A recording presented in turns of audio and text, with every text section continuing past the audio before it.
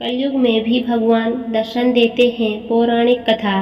कृष्णनगर के पास एक गांव में एक ब्राह्मण रहते थे। वो ब्राह्मण पुरोहित का काम करते थे। एक दिन यजमान के यहाँ पूजा कराकर घर लौटते समय उन्होंने रास्ते में देखा कि एक मालिन साग वाली एक और बैठी साग बेच रही है। भीड़ लगी है, कोई साग तुलवा रहा है तो कोई मोल कर रहा है। पंडित जी रोज उसी रास्ते जाते, भी साग वाली को भी वहीं देखते। एक दिन किसी जान पहचान के आदमी को साग खरीदते देखकर वो भी यहीं खड़े हो गए। उन्होंने देखा साग वाली के पास एक पत्थर का है, उसी से वह 5 सेर वाले को 5 सेर और 1 सेर वाले को 1 सेर भाग तोल रही है। एक ही बार सब तोलों में समान काम देता है। पंडित जी को बड़ा आश्चर्य हुआ। उन्होंने साग वाली से पूछा, तुम इस एक ही पत्थर के बाट से कैसे सबको तोल देती है? क्या सबका वजन ठीक उतरता है? पंडित जी के परिचित व्यक्ति ने कहा, हाँ पंडित जी, यह बड़े अचरज की बात है। हम लोगों ने कई बार इससे लिए हुए साग को दूसरी जगह तोलकर आजमाया, पूरा वजन सही सही उतरा। पंडित जी ने कुछ रुककर साग वाली से कहा, बेटी यह पत्थर मुझे दोगी? साग वाली बोली, नहीं बाबा जी, तुम्हें नहीं दूंगी। मैंने बड़ी कठिनता से इसको पाया है। मेरे शेर बटखरे खो जाते तो घर जाने पर माँ और बड़े भाई मुझे मारते। 3 वर्ष पहले की बात है, मेरे बटखरे खो गए। मैं घर गई तो बड़े भाई ने मुझे मारा। मैं रोती रोती घाट पर आकर बैठ गई और मन ही मन भगवान को पुकारने लगी। इतने में ही मेरे पैर के पास यह पत्थर लगा। मैंने इसको उठाकर ठाकुर जी से कहा, महाराज मैं तोलना नहीं जानती, आप ऐसी कृपा करें जिससे इसी से सारे तोल हो जाए। अब से मैं इसे रखती हूँ। अब मुझे अलग अलग बटखरों की ज़रूरत नहीं होती, इसी से सब काम निकल जाता है। बताओ तुम्हें कैसे दूँ? पंडित जी बोले, मैं तुम्हें बहुत से रुपये दूंगा। साग वाली ने कहा, कितने रुपये दोगे तुम? मुझे वृंदावन का खर्च दोगे? सब लोग वृंदावन गए हैं, मैं ही नहीं जा पाई।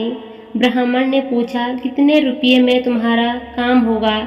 साग वाली ने कहा, पूरे 300 रुपये चाहिए। ब्राह्मण बोले, अच्छा बेटी यह तो बताओ, तुम इस शिला को रखती कहाँ हो?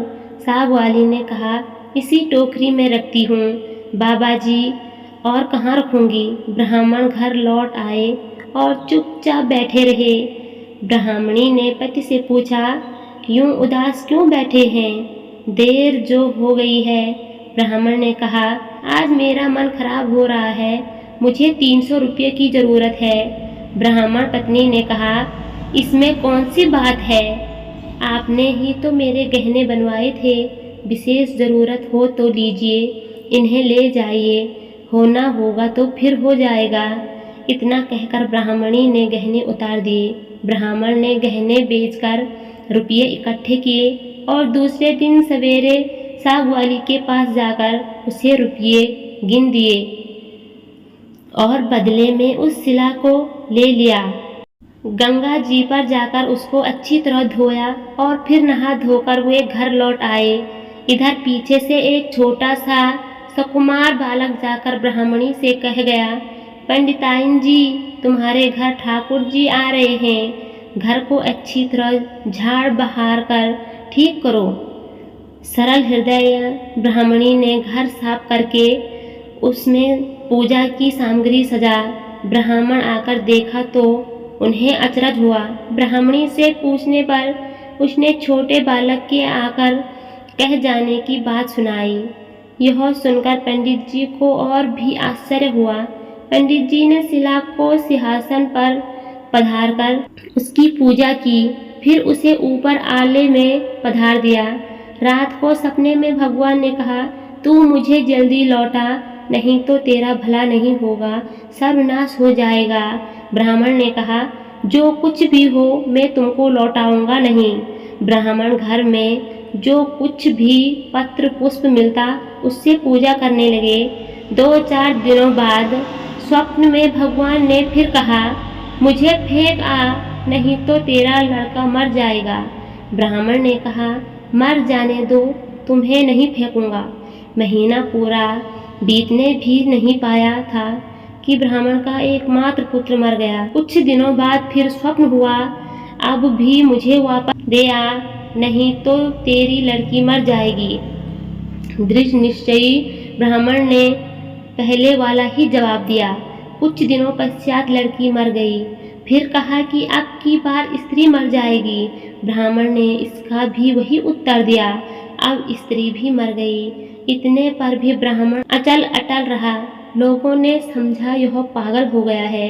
कुछ दिन बीतने पर स्वप्न में कह गया, देख अब भी मान जा, मुझे लौटा, हाँ नहीं तो 7 दिनों में तेरे सिर पर बिजली गिरेगी। ब्राह्मण बोले, गिरने दो, मैं तुम्हें उस साग वाली की गंदी टोकरी में नहीं रखने का प्रण कर रखा है। ब्राह्मण ने एक मोटे कपड़े में लपेटकर भगवान को अपने मजबूत बांध लिया। वे सब समय यूं ही उन्हें बांधे रखते। कड़कड़ाकर बिजली कूदती, नजदीक आती पर लौट जाती। अब 3 ही दिन शेष रह गए। एक दिन ब्राह्मण गंगा जी के घाट पर संध्या पूजा कर रहे थे कि 2 सुंदर बालक उनके पास आकर जल में कूदे। उनमें एक सांवला था, दूसरा गोरा। उनके शरीर पर कीचड़ लिपटा था। वे इस ढंगसने जल में कूदे कि जल उछलकर ब्राह्मण के शरीर पर पड़ा। ब्राह्मण ने कहा, तुम लोग कौन हो भैया? कहीं इस तरह जल में कूदा जाता है? देखो मेरे शरीर पर जल पड़ गया। इतना ही नहीं, मेरे भगवान पर भी छींटे पड़ गए। देखते नहीं, मैं पूजा कर रहा था। बालकों ने कहा, ओहो, तुम्हारे भगवान पर भी छींटे लग गए, हमने देखा नहीं। बाबा तुम गुस्सा न होना। पंडित जी ने कहा, नहीं भैया, गुस्सा कहाँ होता हूँ। बताओ तो तुम किसके लड़के हो? ऐसा सुंदर रूप तो मैंने कभी नहीं देखा। कहाँ रहते हो भैया? आहा, कैसी अमृत घोली मीठी बोली है। बालकों ने कहा, बाबा हम तो यहीं रहते हैं। पंडित जी बोले, भैया क्या फिर भी मैं तुम लोगों को देख सकूंगा? बच्चों ने कहा, क्यों नहीं, बाबा पुकारते ही हम आ जाएंगे। पंडित जी ने नाम पूछने पर वह बोले कि हमारा कोई एक नाम नहीं है, जिसका जो मन होता है उसी नाम से वह हमें पुकार लेता है। सांवला लड़का इतना कहकर चला, ये लो मुरली, जरूरत हो तो इसे बजाना, बजाते ही हम लोग आ जाएंगे। तब दूसरे गोरे लड़के ने एक फूल देकर पंडित जी से कहा, बाबा इस फूल को अपने पास रखना, तुम्हारा सदा मंगल होगा। वे जब तक वहां से चले नहीं गए, ब्राह्मण निर्निमेष दृष्टि ने उनकी ओर आंखें लगाए रहे। ब्राह्मण मन ही मन सोचने लगे, आहा कितने सुंदर हैं दोनों, कभी फिर इनके दर्शन होंगे। ब्राह्मण ने फूल देखकर सोचा, फूल तो बहुत बढ़िया है, कैसी मनोहर सुगंध आ रही है, पर मैं इसका क्या करूँगा और रखूँगा भी कहाँ? इससे अच्छा है राजा को ही दे आऊं। पंडित जी ने जाकर फूल राजा को दिया। राजा बहुत प्रसन्न हुए। उन्होंने उसे महल में ले जाकर बड़ी रानी को दिया। इतने में ही छोटी रानी ने जाकर कहा, मुझे भी एक ऐसा ही फूल मंगवा दो, नहीं तो मैं डूब मरूंगी। राजा दरबार में आए और सिपाहियों को उसी समय पंडित जी को खोजने भेजा। सिपाहियों ने ढूंढते ढूंढते जाकर देखा, ब्राह्मण देवता सिर पर सिल्ला बांधे पेड़ की छांव में बैठे गुनगुना रहे हैं। वे उनको राजा के पास लिवा लाए। राजा ने कहा, महाराज वैसा ही एक फूल और चाहिए।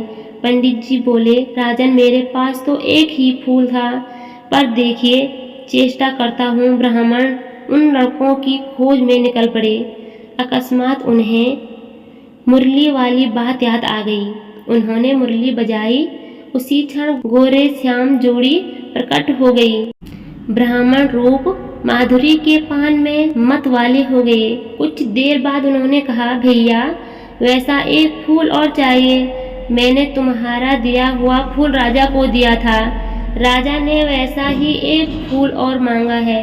गोरे बालक ने कहा, फूल तो हमारे पास नहीं है, परंतु हम तुम्हें एक ऐसी जगह ले जाएंगे जहाँ वैसे फूलों का बगीचा खिला है। तुम आंखें बंद करो। ब्राह्मण ने आंखें मूंद ली।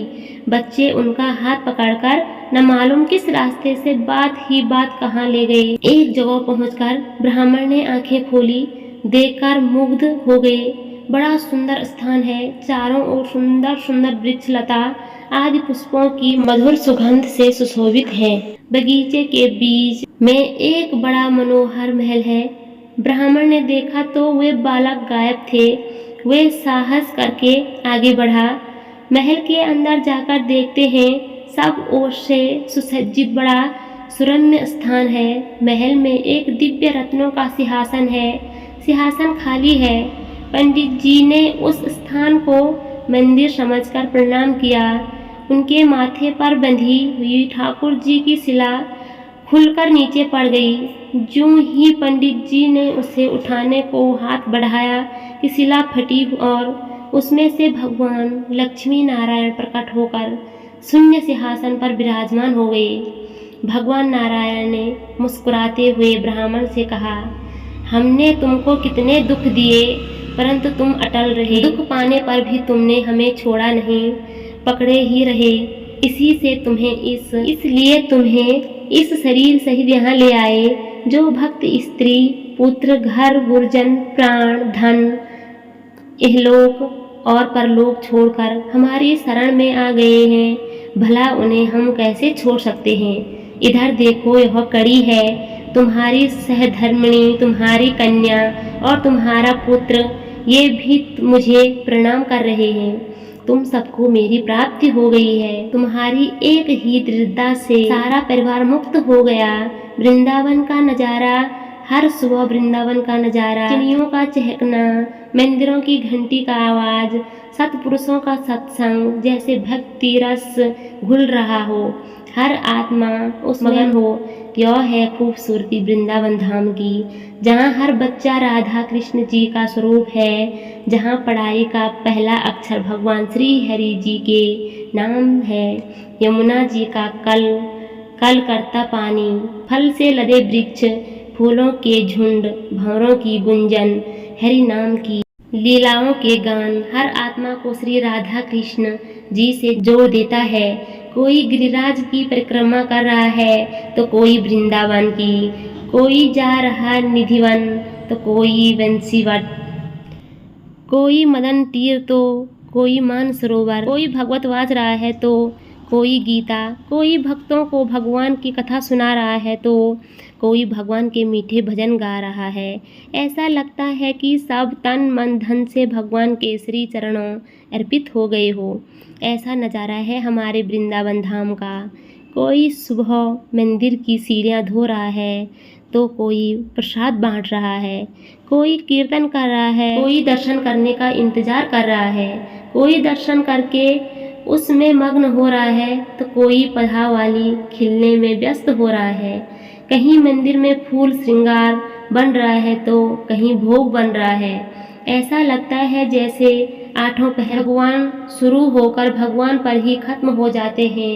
वक्त कब खत्म हो जाता है ये किसी को पता ही नहीं चलता है। ना किसी को अपनी अवस्था का ध्यान है, ना ही किसी को अहंकार है, ना ही कोई झगड़ा लड़ाई है। सब मिलजुल कर निस्वार्थ प्रेम जगा रहे हैं अपने और दूसरों के दिल में। और समय का यह है सुंदर नज़ारा इस वृंदावन धाम की, जहाँ किस रूप में भगवान मिल जाए कुछ पता नहीं। ऐसी अद्भुत धरती को हम सत सत नमन करते हैं। श्री राधा कृष्ण के घुंघराले केस, कमल नयन श्याम वरण, मोहनी चितवन, मीठी मुस्कान, गले में बैजंती माला, जिनके शीश पर विराजे मोर मुकुट, तन लहराए पीत पीतांबर, चरणों में निपुर, हाथों में बांसुरी लिए। यह नटखट गोपाल जिसे हर गोपी प्रेम से कान्हा बुलाए, वह सबका चित्त चुरा कर लेते हैं। भोली भाली चंद्र वदन चंचल, नयन सुंदर मोहिनी स्वरूप, गौरवरन मधुर मुस्कान, मन मोहिनी रसिक वंदिनी, शीश चंद्रिका धरणी, कनक समान शोभ्यमान, भूषण बिना विभूषित वृंदावन धाम की अधिष्ठात्री देवी हमारी श्री राधा रानी है। यहाँ नित्य किशोर और नित्य किशोरी श्री राधा कृष्ण एक प्राण दो देह हैं। श्री राधा रानी जिनकी चरण धूल भी अत्यंत दुर्लभ है, हर सखी के हृदय में विराजती है। तो ये है वृंदावन धाम की कथा। अगर आपको वीडियो पसंद आए तो चैनल को लाइक करें, सब्सक्राइब करें और कमेंट जरूर करें। मिलते हैं कल नेक्स्ट वीडियो में, तब तक के लिए राधे राधे।